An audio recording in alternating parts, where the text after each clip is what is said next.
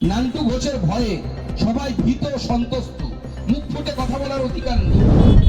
আসুন এবার পানিহাটিতে আপনার নিজের জায়গা, আইন শৃঙ্খলা আছে। কোথায় আইন শৃঙ্খলা আছে, কবে গুলি চলবে আপনারাও জানেন না, তৃণমূল নেতারাও জানে না কে কোথায় গুলি চলবে। নান্টু ঘোষের ভয়ে সবাই ভীত সন্ত্রস্ত, মুখ ফুটে কথা বলার অধিকার নেই, মুখ ফুটে কথা বলতে পারেন না।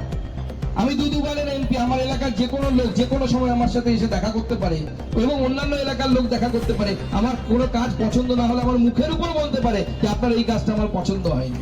আমরা মন দিয়ে শুনি, মেনে নিই, হ্যাঁ এটা পারছি, এটা পারছি না, করতে পারছি না। কিন্তু এটা কোন ধরনের রাজনীতি এখানে তৈরি করা হয়েছে? আজকে আমরা অভয়ের ক্ষেত্রে কি দেখলাম, একটি বাচ্চা মেয়ের সাথে, এবং এটা rarest of the rare occurrence. কেন? মেয়েটির সাথে, আমাদের অভয়ের সাথে যে ঘটনা ঘটলো, তখন সে সরকারি অন ডিউটি, অর্থাৎ গভর্নমেন্ট অন ডিউটিতে আছে, গভর্নমেন্ট প্রেমিসেসের আন্ডারে, সেখানে এই ধরনের ঘটনা ঘটলো। তার বডিটা কতক্ষণের মধ্যে পোড়ানো হবে এটা ঠিক করবে আমার এলাকার কাউন্সিলর, আমার এলাকার বিধায়ক। কালকে তো আপনার বিয়ের পর, আপনার ছেলের বিয়ের পর ফুলসজ্জা কবে হবে সেটা পর্যন্ত বিধায়ক ঠিক করে দেবে। সেই দিন আসছে, এই বিধায়ক ঠিক করে দেবে কবে আপনার ফুলসজ্জাটা হবে, কবে আপনার ডেলিভারি হবে।